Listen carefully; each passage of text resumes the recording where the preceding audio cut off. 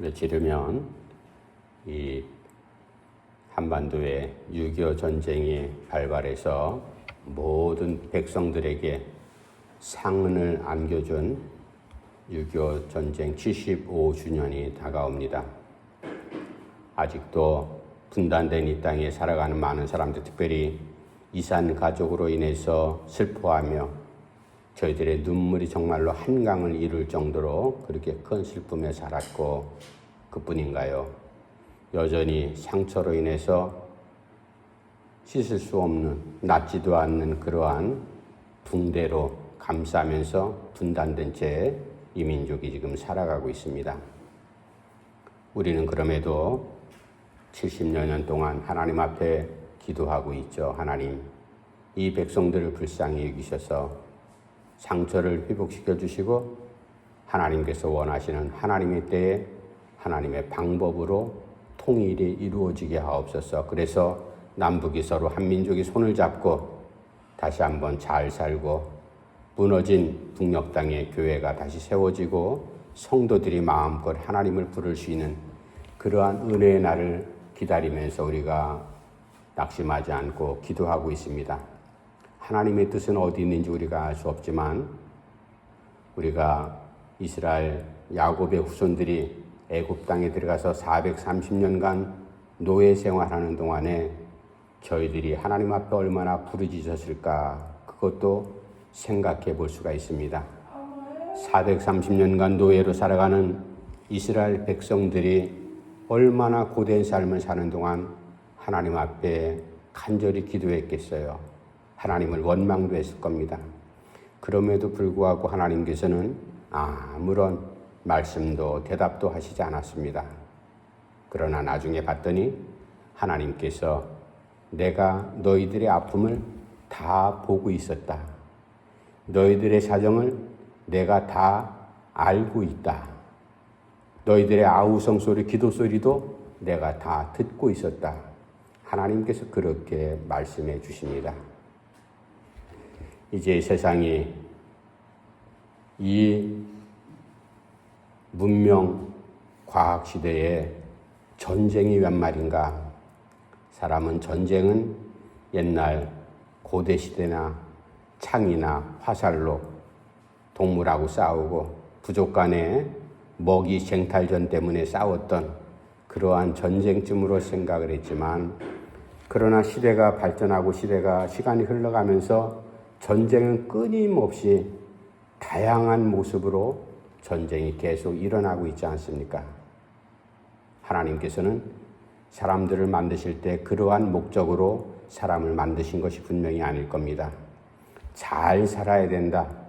서로 평화롭게 평안을 누리면서 그렇게 살아라. 하나님께서 만들어주신 이 땅, 이 세상 사람들, 욕심이 잉태해서 죄가 났듯이 욕심 때문에 벌어지는 전쟁, 그 전쟁은 참혹할 정도로 끊임없이 일어나고 있습니다. 사람을 죽이는 살상무기가 우리가 가히 상상할 수 없는, 예전에 일본 땅에 떨어졌던 핵폭탄 같은 것, 강대국들은 그것을 수도 없이 수백 발, 수천 발, 수만 발을 보유하고 있고 혹여나 불리하면은 이것을 터뜨릴 것이다 위협을 하고 있잖아요. 그 위협 가운데 모든 전 세계인들이 살아가고 있습니다. 그러나 하나님께서 원하시는 평안도 평화도 아니죠. 오늘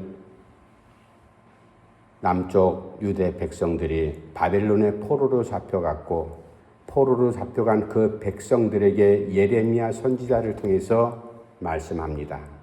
내가 너희에게 원하는 평화, 너희들이 지금 포로로 끌려갔지만 너희들이 해야 될 일이 있다. 단 한 절 말씀이지만 이 말씀을 통해서 우리가 하나님께서 원하시는 진정한 평화가 무엇인지 말씀을 상고하면서 우리가 그 자리에, 시대는 달라도 우리가 성도로서 하나님의 백성으로서 생명을 지니고 살아가는 존재로서 나와 주변에 여러 가지 전쟁 같은 상황, 여러 가지 불안한 요소들, 이런 것들이 일어날 때 나는 어떻게 해야 될 건가? 말씀을 묵상하면서 함께 이제 하나님께서 원하시는 평화가 어떤 평화인지 말씀을 상고하겠습니다. 7절 말씀 제가 다시 한번 읽어드릴게요. 너희는 내가 사로잡혀가게 한 그 성읍의 평안을 구하고 그를 위하여 여호와께 기도하라. 이는 그 성읍이 평안함으로 너희도 평안할 것임이라. 한 절 말씀이지만 이 말씀을 다시 한번 설명드리면, 내가 너희를 포로로 끌려가게 한 것은 바로 나다. 그러나 포로로 끌려간 그 바벨론 땅, 그 당시에 약 1만 명 이상이 포로로 끌려갔습니다. 그곳에 너희들이 지금 살고 있지만 너희들이 지금 기거하는 그 바벨론 땅에 평안을 구하라. 구체적으로 평안이 임하기 위해서 나에게 기도하라. 왜냐하면 너희가 지금 돌이킬 수 없는 그 포로된 그 자리, 그 환경, 그 땅 바벨론이 평안해야지 너희에게도 그 평안이 그대로 임할 수가 있다. 우리가 쉽게 생각할 수 있지 않습니까? 포로로 끌려간 것은 돌이킬 수가 없습니다. 하나님께서 잘 살으라고 세워준 가나안 땅에 들여보냈던 이스라엘 백성들이 수백 년 지나면서 제 멋대로 살지 않습니까? 하나님께서 수도 없이 기회도 주시고 야단도 쳤지만 끝까지 제 멋대로 살아갔습니다. 그래서 남북 왕조로 분단이 됐고 북쪽은 이스라엘, 남쪽은 유대 땅, 그것도 모자라가지고 결국은 분단된 상태에서 제 멋대로 거기에 나라를, 백성들을 리더하는 왕조차도 정말로 형편없는 우상을 섬기는 그러한 왕들도 수도 없이 많았잖아요. 나라 꼴이 뭐가 되겠습니까?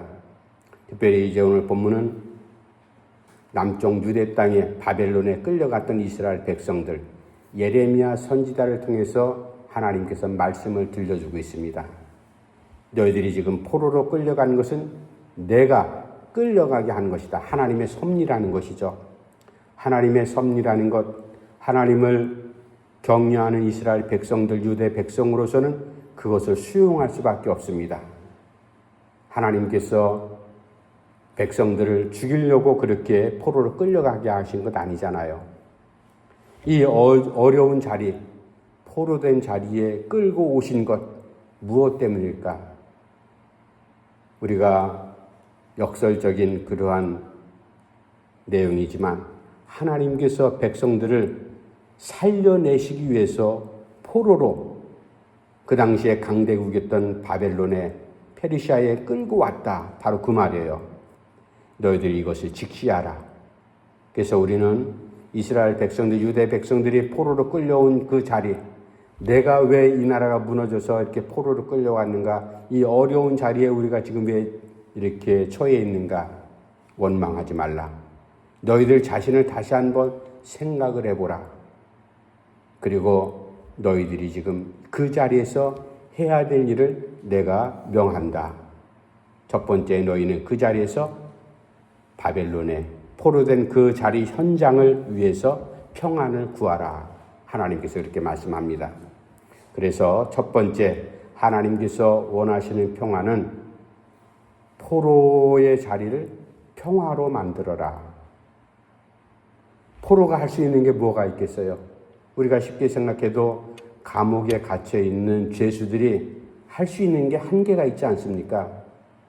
기상해서 체조하고 운동하고 밥 먹고 또 쉬고, 뭐 조금 일할 수 있는 여건이 된 사람은 노역장에 끌려가서 일도 하고, 그렇게 다람쥐 쳇바퀴 돌듯이 하루 종일 그렇게 죄수들이 살아가듯이 아마 포로로 끌려간 사람들은 더 심각한 문제가 있었을 겁니다. 왜냐하면 지금이 이제 수감자들, 교도소나 들어가 있는 사람들은 하루 세끼 먹을 것은 제때제때 챙겨주잖아요.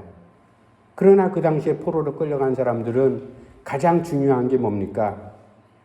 의식주 문제 가운데 먹는 문제가 가장 중요한 것 아니겠어요?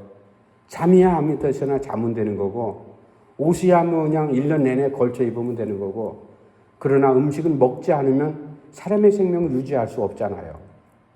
그런 고달픈 삶, 그 포로의 자리를 평화롭게 만들기 위해서 너희들이 구하라, 기도하라. 바로 그 말씀이죠. 우리가 일제 36년간 그때 하나님께서 이 조선 땅을 사랑하셔서 복음을 주셨잖아요. 그래서 많은 이제 선교사들을 통해서 목숨 걸고 이 땅에서 복음을 전했던 이들로 말미암아 우리가 복음을 듣고 예수 믿는 사람들이 생겨났습니다. 예수 믿는 사람들이 생겨나 우리가 성경을 읽고 듣고 말씀을 깨닫는 가운데 양반이 분명한 사회, 상놈이 존재하고 노예가 존재했던, 남녀가 분명히 구별됐던 그 각박한 정말로 차별이 엄청났던 그 시대에 살던 사람들이 깨어나잖아요. 그러고 나서 하나님 앞에 예비하면서 모든 인간은 하나님 앞에 다 공평하다, 평등하다, 자유로움을 깨닫게 됩니다.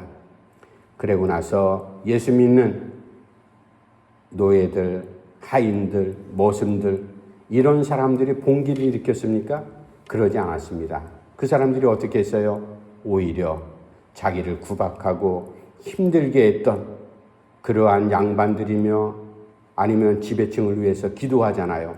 하나님, 저들도 불쌍히 여기셔서 변화되게 하셔서 하나님의 백성 예수 믿게 하옵소서. 그리고 그뿐이에요. 나라를 침략했던 일본 사람들, 일본 순사들 얼마나 믿습니까? 그래도 믿음으로 기도합니다. 하나님, 저 귀신의 나라 일본 땅이 변화되게 하옵소서. 우리가 그렇게 기도했던 것이 바로 기독교인들 아니겠어요? 해방되자마자 불과 3, 4년 후에 전쟁이 터지지 않습니까? 전쟁이 터짐으로 말미암아 이 땅이 쑥대밭이 되었습니다. 그런 자리에서도 정말로 저 공산당, 러시아, 소련, 중공, 북한 합작을 해가지고 우리나라를 그렇게 괴롭혔잖아요. 서로 간에 수많은 사상자들이 발생을 했습니다. 이러한 아픔 가운데서도 피난 행렬 가운데 서로 힘든 그런 자리에 살아가는 그리스도인들 성도들이 있었습니다. 그 사람들이 하나님 앞에 기도하잖아요. 하나님, 우리가 지금 이렇게 쫓겨난 자리, 피난민의 자리, 바로 그런 자리가 포로된 자리 아니겠어요? 하나님, 이 포로된 자리에 있지만 이 자리에 하나님 평화를 허락하옵소서. 러시아가 우크라이나를 침략하고 무기로 막 미사일로 쏴대고 그럴 때 우크라이나 키예v 그 수도에 있던 많은 사람들이 죽기도 했지만 그러나 거기 있던 사람들이 급하게 피신했잖아요. 우크라이나에도 지하철이 있습니다. 깊은 곳에 지하철에 있는 그곳에 가서 사람들이 피신했어요. 피신한 그 자리가 사실 전쟁터였지 않습니까? 포로된 상황하고 똑같습니다. 그곳에 피신해 있던 우크라이나 기독교인들 하나님 앞에 예배하고 찬양하고 기도하지 않습니까? 그러니까 첫 번째 하나님께서 원하시는 바벨론의 포로로 잡혀가는 유대 백성들에게 명하시는 내가 원하는 평화, 너희들이 지금 포로된 것은 어쩔 수 없다. 내 뜻이다. 너희들이 이 자리에서 너희들의 자신을 다시 한번 생각을 하고 이 포로된 자리가 평화로운 자리가 될 수 있도록 나에게 간구하라. 너희들이 그렇게 지금 살아라. 기도하라. 찬양하라. 바로 그런 말씀 아니겠습니까? 우리의 형편이 전쟁은 지금 이 대한민국 땅에 일어나지 않지만 전쟁 일촉즉발의 그런 상황 가운데 우리가 서로 총뿌리를 겨누면서 그렇게 지나지 않습니까? 세계 각국에 전쟁이 일어나는 모습을 보면서 언제 한반도에 또 전쟁이 터질지 아무도 모릅니다. 그러나 여러 가지 전쟁만 물리적인 무기를 통해서만 싸우는 것이 전쟁인가요? 경제 전쟁, 이념 전쟁, 우리 살아가는 삶의 현장 자체가 전쟁이잖아요. 이 전쟁 가운데서 패자도 생기고 어려운 일도 생기고 그리고 고통스러운 사람도 생기고 여러 가지 정말로 포로와 같은 그런 상황에 직면한 사람들이 많이 있습니다. 이 포로된 자리에서 하나님을 원망하거나 하나님을 욕하고 그렇게 배반하고 떠나는 것이 아니라 오히려 너희들이 이 포로된 자리를 너희들이 직감하고 수용하고 하나님 앞에 평화를 구하라. 두 번째, 구체적으로 하나님께서 원하시는 평화, 포로로 잡혀간 백성들에게 이렇게 말씀합니다. 너희들은 바로 그 자리, 포로된 그 자리가 너희들이 고통스러운 자리지만 오히려 나에게 그 바벨론 포로의 자리가 평안할 수 있도록 기도하라. 그래서 이제 하나님께서 말씀하시죠. 두 번째, 너희들이 살아가는 그 공동체, 포로 수용소, 그 공동체의 자리를 불안을 평화로 만들어라. 유대 백성들이 포로로 잡혀간 자리를 한번 생각을 해봅시다. 입장을 바꿔놓고 생각해도요, 정말로 기가 막혔을 거예요. 우리가 특별히 이제 남자분들은 군 생활, 단체 생활, 우리가 단체 생활 학교에서도 해봤잖아요. 개인 집에서 자유롭게 개인 생활하다가 학교에 가면 공동체 생활하잖아요. 공동체 생활하면은 자기의 자유로운 시간이 많이 속박을 당합니다. 제한을 당합니다. 그러면 선생님께서 학교의 규율에 따라서 학생들이 이렇게 저렇게 움직일 수밖에 없죠. 규율을 어기면은 제재를 당할 수밖에 없습니다. 포로로 잡혀간 사람들, 우리 교회가 이제 구치소 선교를 하잖아요. 구치소는 우리가 일반적으로 생각할 때 그곳에 이제 수감된 사람들은 얼마나 힘들을까. 아마 얘기 듣고 우리가 책에서 가끔 듣는 얘기만 통해서도 좁은 방에 5명이 있어야 될 방에 7명 정도가 누워서 자면은요, 이렇게 누워 잘 수밖에 없죠. 옆으로 세워서. 그리고 그곳에 먼저 들어온 사람, 늦게 들어온 사람, 그런 또 위기 질서가 생기고 여러 가지 제재를 가합니다. 말할 수 없는 고통. 그곳에서 그 사람들은 하루를 지나면서 내가 조금이라도 편하게 먹을 양식을 조금이라도 한 숟갈 더 먹고 숨이라도 좀 쉴 수 있고 자유로운 시간이 좀 주어지기를, 오로지 그것 외에는 생각할 겨를이 없습니다.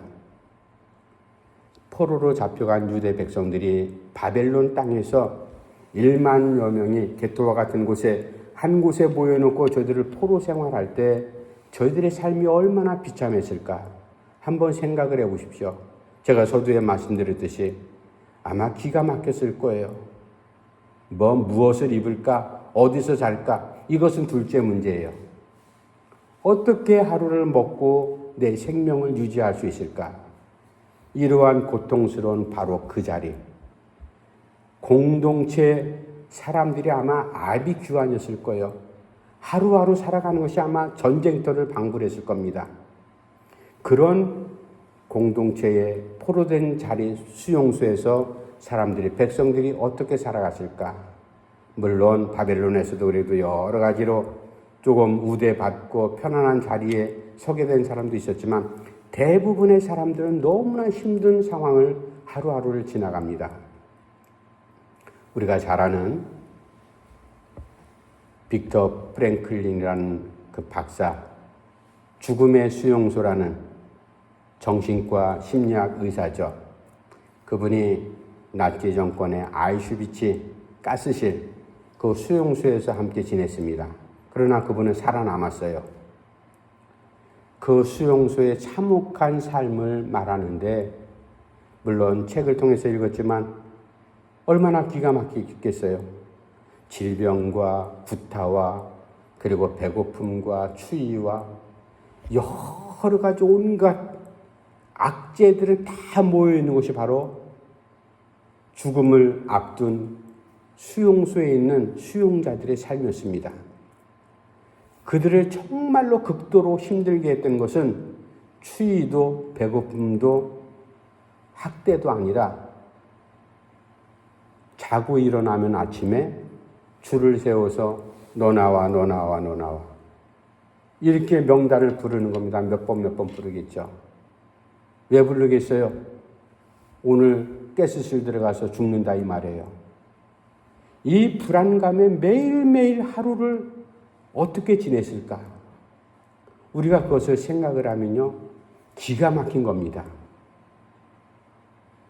공동체의 불안한 그 자리를 평화로 바꾸라. 그 프랭클린 박사는 자기가 살아남았던 몇 명의 사람들 가운데 그런 생활을 소개를 합니다. 나 개인적인 내가 어떻게 이 정말로 죽음과 같은 이 지옥 같은 자리에서 살아남을 수 있을까? 나를 어떻게 하면 잘 보호할 수 있을까? 그렇게 생활하는 것이 아니라 나도 언젠가 아침에 불려서 가스실에 들어갈 처지인지 모르지만 그러나 똑같은 처지에 있는 우리 유대인들, 그 가운데 있는 사람들 가운데 나는 그래도 숨 쉬면서 이만큼 거동할 수 있으니까 나보다도 더 힘든 사람들, 더 배고파하는 사람들, 더 아파하는 사람들, 더 추위에 떠는 사람들, 내가 그 사람들을 조금이라도 도울 수 있다면 내가 나를 위한 것이 아니라 타인을 살려내고 하루라도 한 시간을 더 살려낼 수 있는 방법을 찾아보자. 삶의 태도를 바꿔버렸어요. 내가 한 숟갈이라도 더 먹고 햇빛이라도 10분간이 더 쓸 수 있는 자리, 숨을 쉴 수 있고 조금이라도 좀 잠을 10분이라도 더 잘 수 있는 편안한 자리, 이런 자리는 나를 위한 생각이 아니라 나보다도 더 어려운 처지에 정말로 어린아이들, 노인들, 배고파하는 사람들, 나에게 온 빵 조각이 손바닥만한 거라면 정말로 3분의 1이나 절반이나 떼어서 그 사람들에게 나눠주면서 추위에 벌벌 떠는 사람이 있으면 내가 두른 것 1000조각 하나를 더 덮어주는 모습으로 어떻게 하든지 타인의 고통을 조금 도와줄 수 있으면 좋겠다. 그런 마음으로 하루하루를 연명해 갔어요. 그랬더니 그런 삶이 결국은 자기를 살려냈다 이 말이에요. 여러분, 평화라는 게 거창하게 무슨 국가적으로 평화, 전쟁이 쉬는 건 물론 평화겠지만 그러나 포로로 끌려간 그 자리, 수용소에 갇혀있는 그 사람들의 척박한, 정말로 하루 1시간 후에 죽을지 모릅니다. 그러한 삶 가운데서 내 생명이 아니라 너의 생명을 내가 조금이라도 더 연장시킬 수 있다면, 추위를 조금이라도 덜어낼 수 있다면, 이렇게 돕는 상황으로 공동체의 불안한 삶을 평안한 삶으로 바꾸는 삶으로 바꾸었더니 자기가 살아났다. 무슨 그것 때문에 하나님께서 보상받은 건 아니겠죠. 삶의 태도를 바꿨더니 결국은 살아남게 되더라. 하나님께서 우리에게 말씀합니다. 우리가 일제 치하에서 전쟁터에서 6.25 전쟁을 치르면서 정말로 그리스도인이라고 왜 힘들거나 아프지 않겠어요?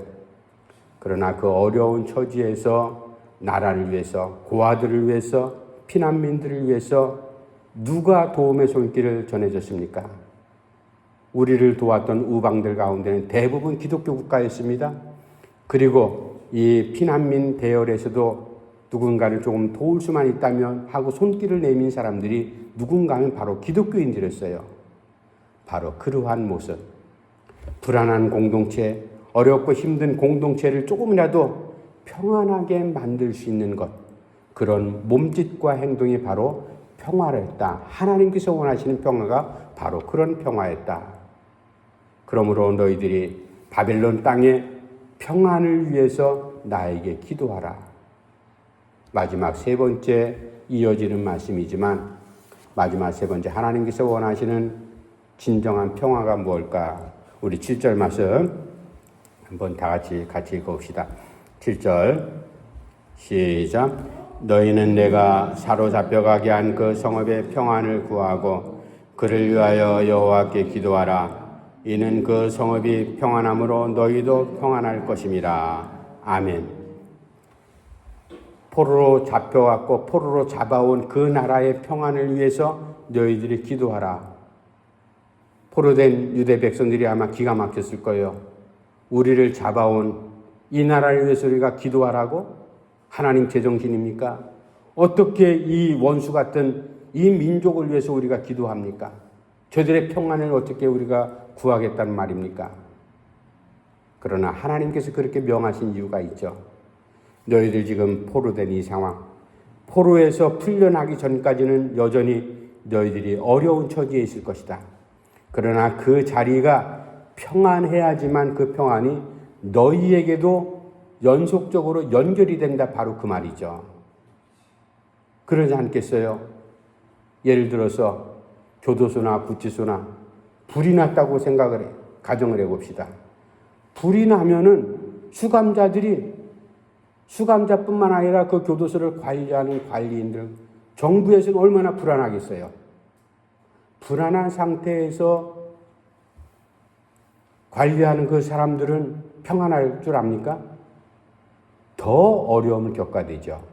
마찬가지로 너희들이 지금 바벨론 포로 생활하는 그 자리, 나에게 기도하면서 그곳의 평안을 위해서 너희들이 이제 간구하라. 그곳이 평안해야지 너희도 평안할 수가 있다. 이건 아주 기본적인 거거든요. 그러나 그것을 상식적으로 생각하지 못하는 사람은 당장 내 불안만 원망을 하고 아우성칠 뿐이죠. 그러나 내 자리, 고통스러운 이 자리, 지금은 변화될 수 없는 그런 자리지만 그 자리에 있는 너희들이 그 땅이 가뭄이 들거나 전쟁이 나거나 여러 가지 어려운 일이 생기면 너희들의 포로 생활이 얼마나 힘들겠냐. 그러므로 그 자리를 평안을 위해서 기도하라. 그곳의 평안이 너희에게 그대로 평안으로 이루어진다. 세계 전쟁이 지금 기가 막힌 전쟁들이 일어나지 않습니까? 전쟁이 끊일 것 같으면 또 다른 전쟁으로 이어지고, 중동이나 이스라엘 저쪽에서만 일어나는 전쟁이 아니죠. 언젠가 필리핀과 계속해서 대만과 중국과 그러한 관계 속에서 언제 전쟁이 터질지 모릅니다. 우리 대한민국도 마찬가지죠. 그래서 조금 힘 있는 나라들은 핵을 만들잖아요. 핵을 만들면 감히 다른 나라가 우리를 건드리지 못할 것이다. 왜? 또 핵 쏘면은 핵의 피해는 우리가 일본의 핵전쟁을 통해서 우리가 그 결과를 알지 않습니까? 그게 핵전쟁으로 인해서 그 당시에 수많은 사람들이 죽으면 끝나버려요. 더 이상 아픔이 없죠. 그러나 상처받고 그로 인해서 수많은 질병 가운데 수십 년 동안 살아갔던 사람들이 있잖아요. 그 가족은 뭡니까?